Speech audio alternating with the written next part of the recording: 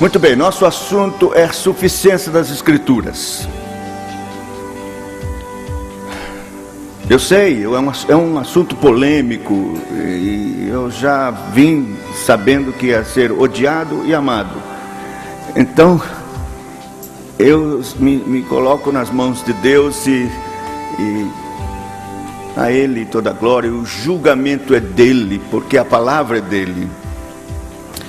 Então, mas eu sei também que a palavra de Deus não volta vazia, e o Senhor, por sua graça, há de operar nas vidas a transformação, a mudança.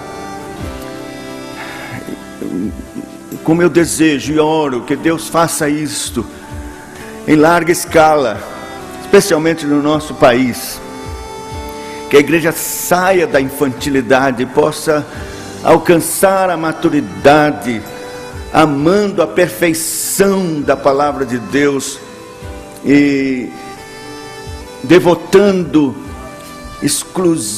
exclusiva atenção a ela, como único veículo, único instrumento da parte de Deus para nos revelar a sua vontade.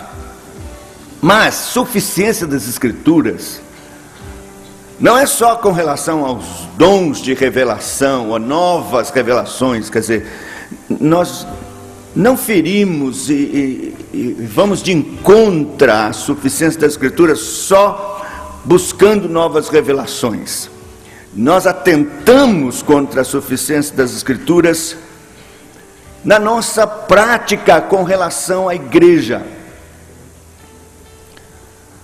Quando os reformadores levantaram a bandeira sola Escritura, eles quiseram dizer que para nos nortear, nos dirigir com relação à vida cristã e à vida da igreja,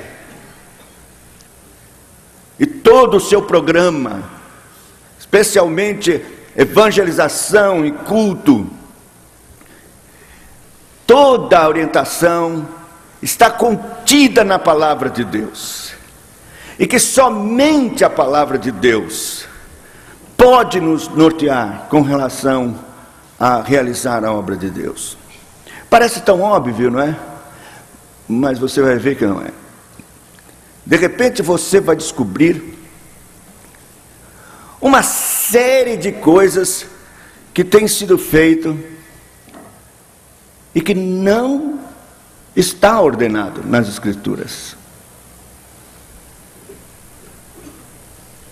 Eu mesmo quase caí de costa quando comecei a descobrir essas coisas que por tradição vimos fazendo há anos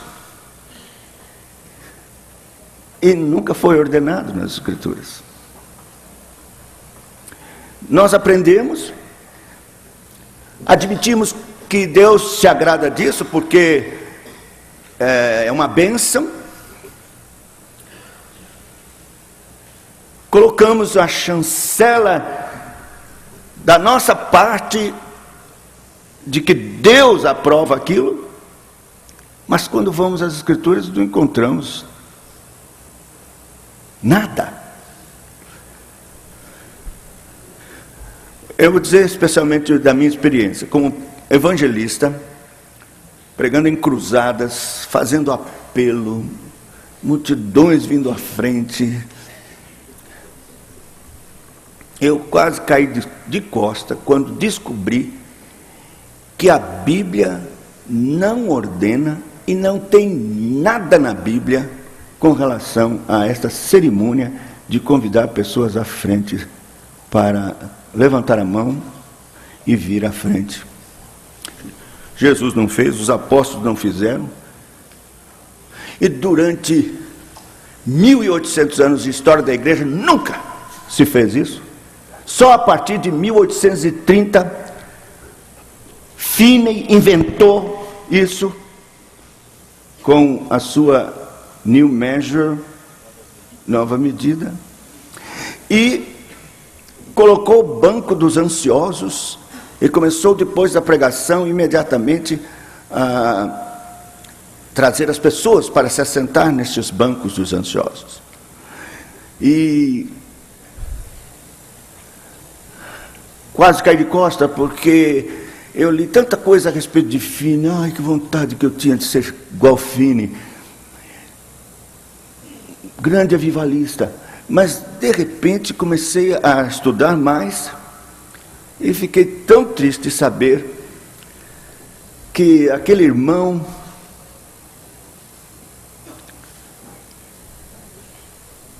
não cria na ação sobrenatural, ou exclusivamente sobrenatural, da conversão, que era legítimo empregar estas pressões psicológicas para que a pessoa viesse à frente ou tomasse uma decisão por Cristo. Era pelagiano, não aceitava o pecado original.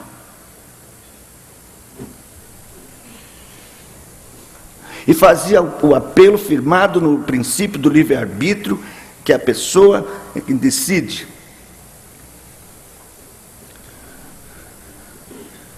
E então nós herdamos isto, achamos maravilhoso, como dá resultado, e daqui a pouco a gente não encontra na Bíblia nada. O versículo que dizem que respalda a prática do apelo, né? Aquele que me confessar diante dos homens, eu confessarei diante do meu Pai que está nos céus. Aquele que me negar diante dos homens, eu negarei diante do meu Pai que está nos céus.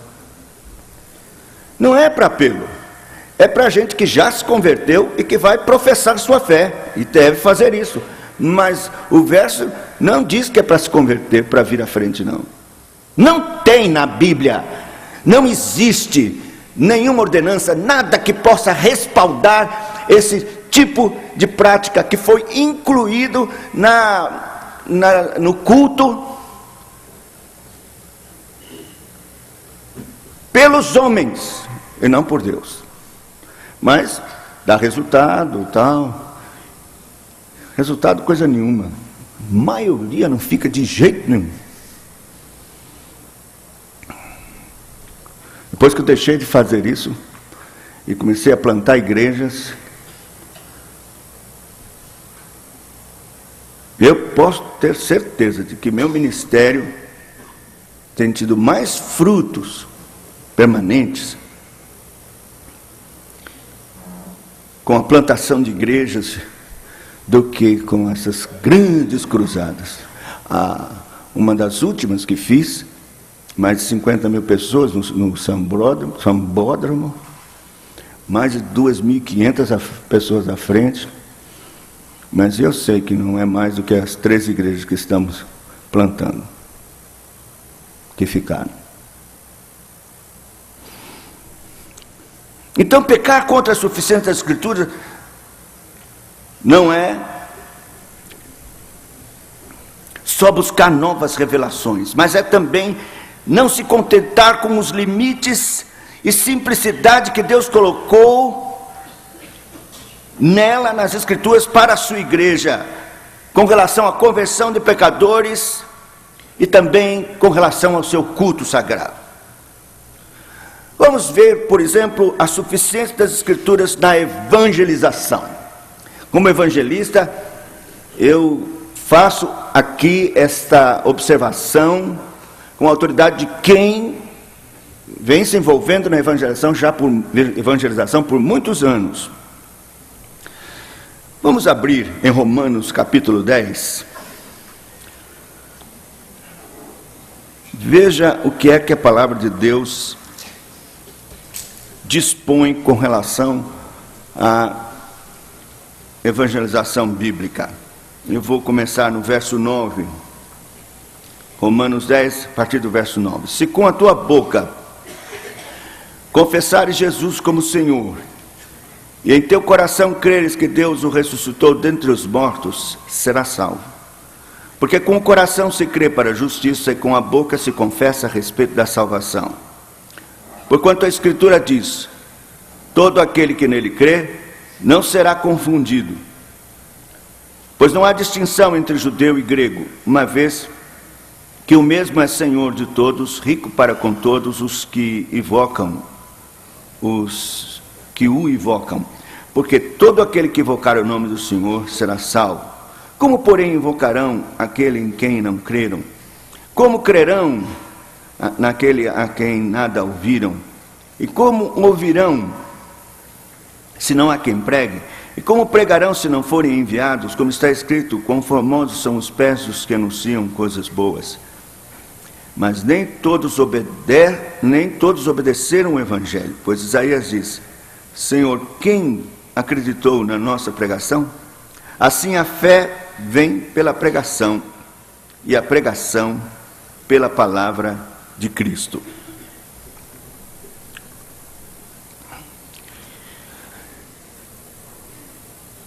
Querido, a palavra de Deus só tem duas formas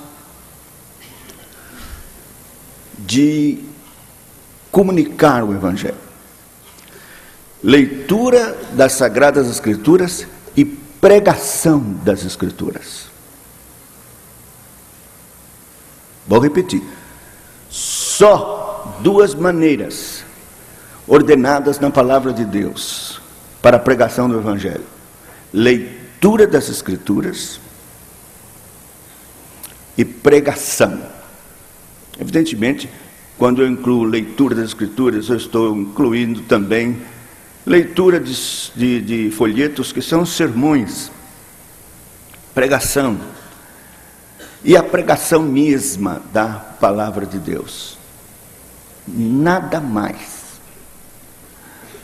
Acontece que os homens não se contentam em empregar este meio que Deus estabeleceu para a pregação do seu santo Evangelho.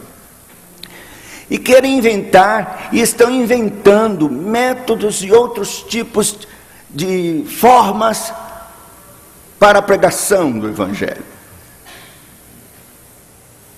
Mas o Senhor estabeleceu a pregação mesma da sua palavra como único meio.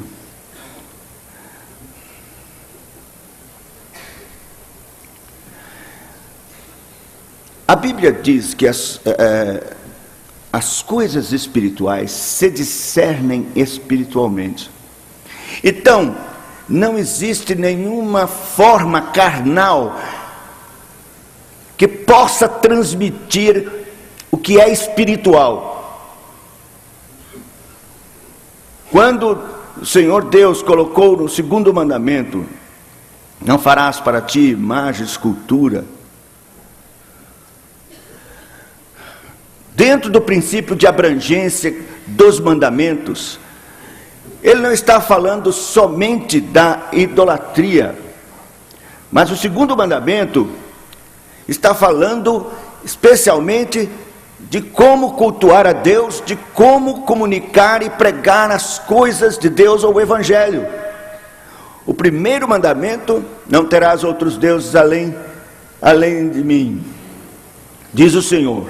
Mas o primeiro mandamento, o segundo mandamento não é uma extensão do primeiro mandamento, mas eles são absolutamente distintos. O primeiro mandamento é não ter outros deuses. O segundo mandamento é como cultuar o verdadeiro Deus, que não pode ser de forma carnal.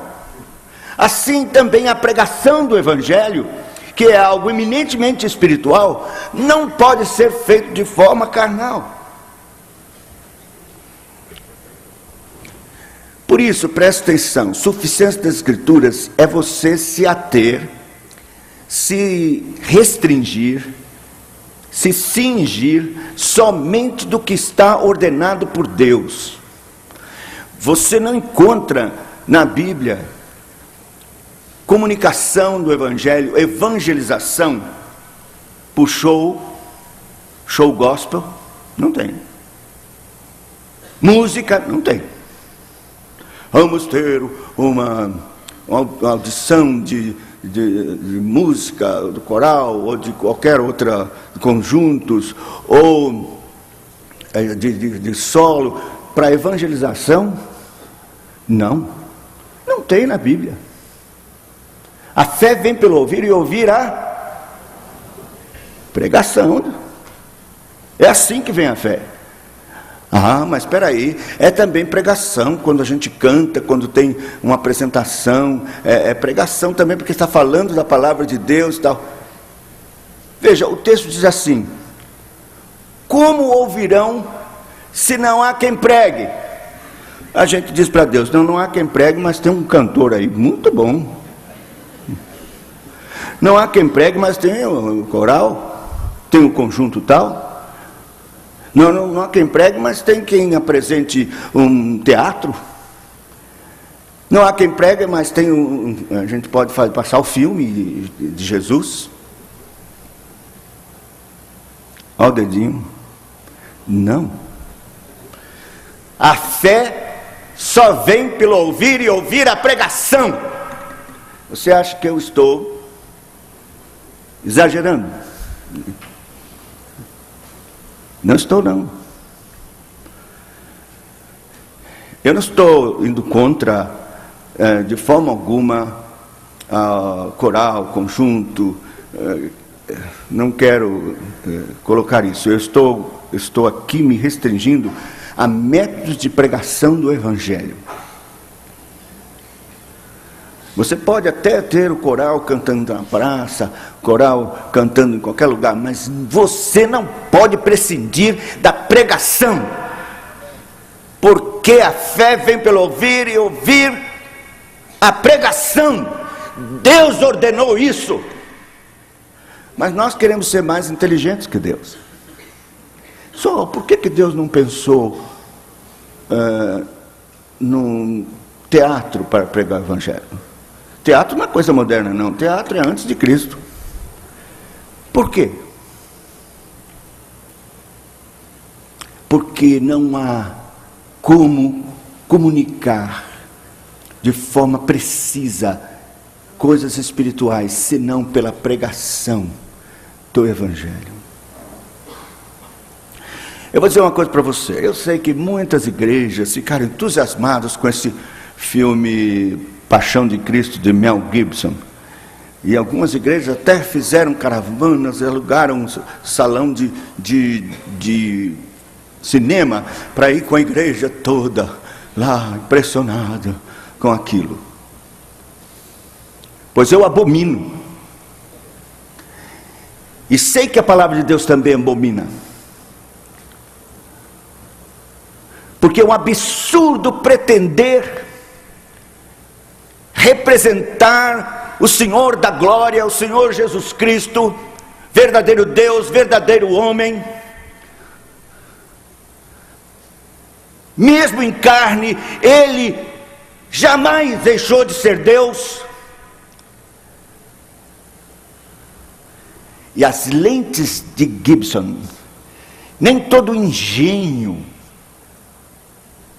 da cinematografia, sei lá como é o nome, moderna, ou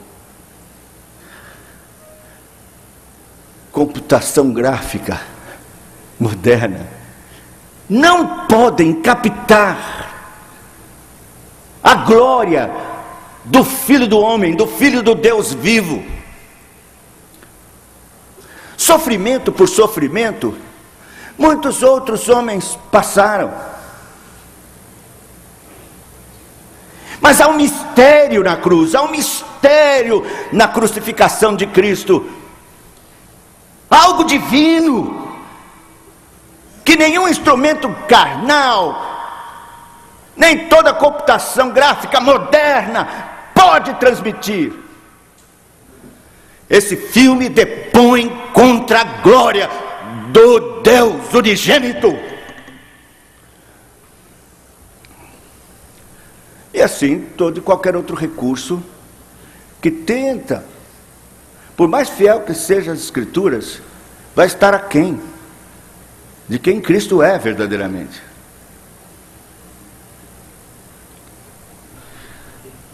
Show gospel, música, teatro, coreografia, testemunhos. Tem associações que você vai, não tem pregação não, é só um testemunho que o fulano dá. Eu perdi um braço e outro braço apareceu. O que for. Cristo fez isso, fez aquilo. Pode ser o mais extraordinário, o mais mirabolante que for o testemunho.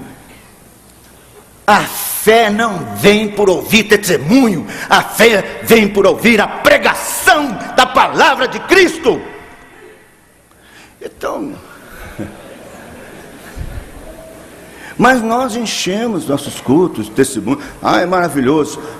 O cabra contra 1 hora de miséria. Aí 5 minutos mais, aí Cristo mudou a minha vida. Amém, amém. Suficiência das Escrituras, meus irmãos, é ficarmos com a palavra de Deus. Não aposte em outra coisa. Qualquer show, qualquer coisa extraordinária que o homem possa fazer, mesmo que seja para Cristo, não servirá para gerar fé no coração de um pecador. Só a pregação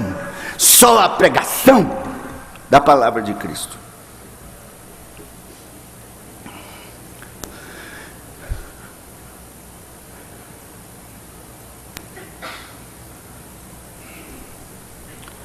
As pessoas pensam como chamar, como atrair os homens, os pecadores. Então, eles não querem aceitar a proposta das Escrituras, que a mera pregação fiel das Escrituras, na unção e no poder do Espírito Santo, com oração, seja suficiente. Eu digo isso porque eu também fiz isso.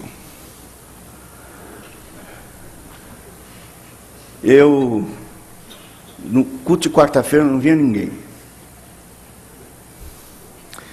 Aí sabe o que eu inventei? Eu tenho vergonha, mas eu vou dizer.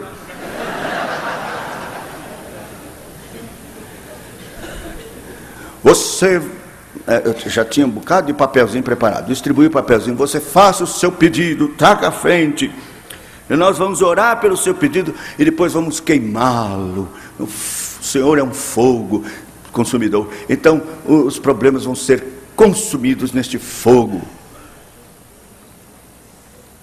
E encheu o culto de quarta-feira, assim, ó. A gente tinha o culto, todo mundo fazia o seu pedido, botava na cestinha, nós orávamos, depois descíamos lá no lugar e fazíamos a fogueirinha e todo mundo cantando, e a fogueirinha queimando os pedidos.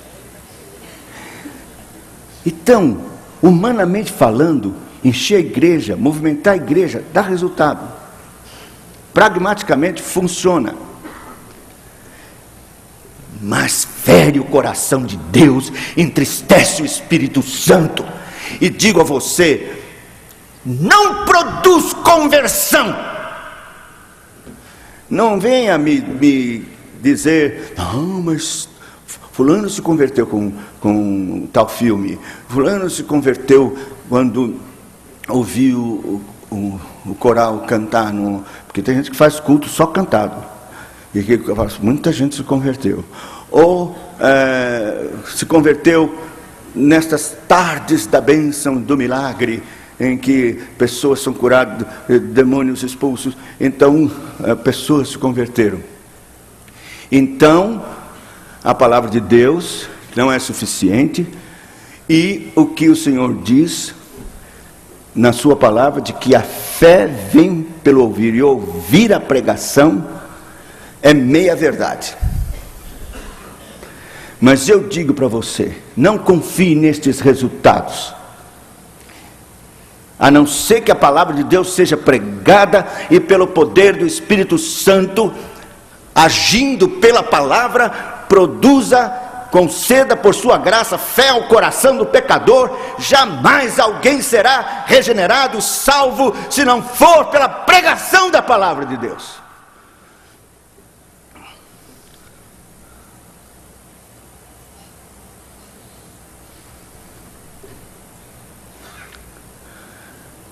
Meus irmãos, quando eu falo de pregação do Evangelho, eu quero dizer o Evangelho da graça do nosso Senhor e Salvador Jesus Cristo.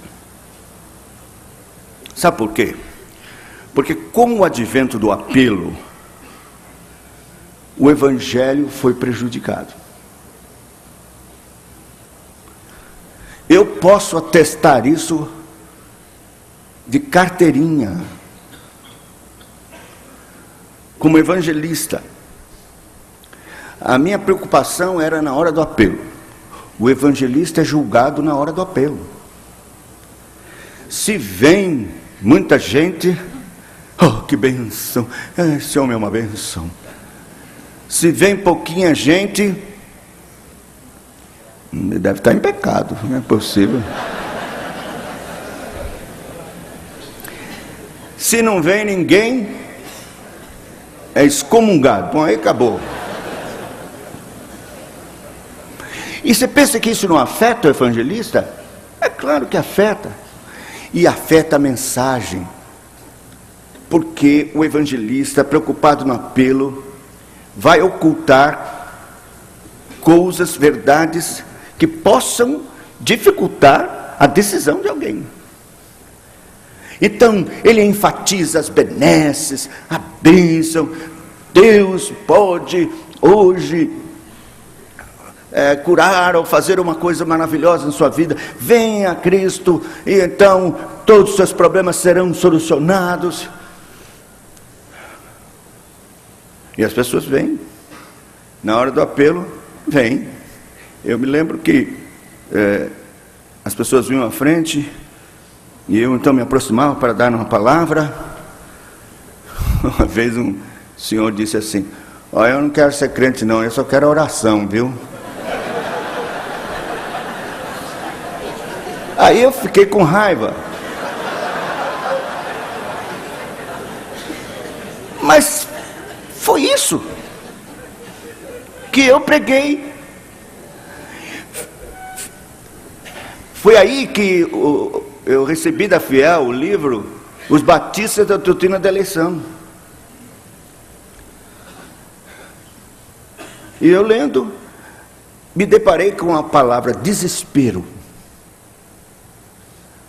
Bob Self diz: os pecadores precisam vir em desespero. Os puritanos descreviam este desespero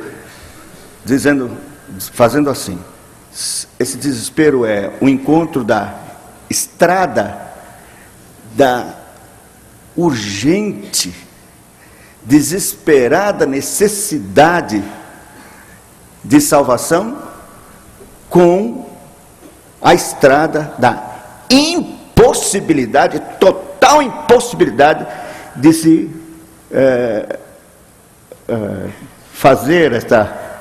operar esta salvação. Vou repetir: é o cruzamento da estrada da necessidade desesperada de salvação com a estrada da impossibilidade desta salvação, a não ser pela graça de Deus. Os puritanos, quando pregavam, levavam os pecadores a este tipo de desespero. Aí, só assim, eles apresentavam Cristo, insistindo para que os pecadores pusessem a boca no pó. Talvez haja esperança. Mas não. É hoje, venha, tudo vai ser resolvido agora. E a gente prega como se dissesse: se você fizer a sua parte, Deus está imprensado na parede, Ele tem que fazer a parte dele. Mas não faz mesmo.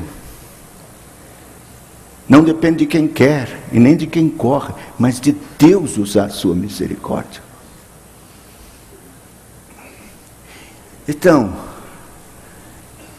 O evangelho a ser pregado não é um evangelho açucarado, arranjado pela maioria dos evangelistas modernos, como isca para trazer pessoas à frente, pecadores à frente. Não. É o evangelho da cruz de Cristo, da realidade nua e crua, da situação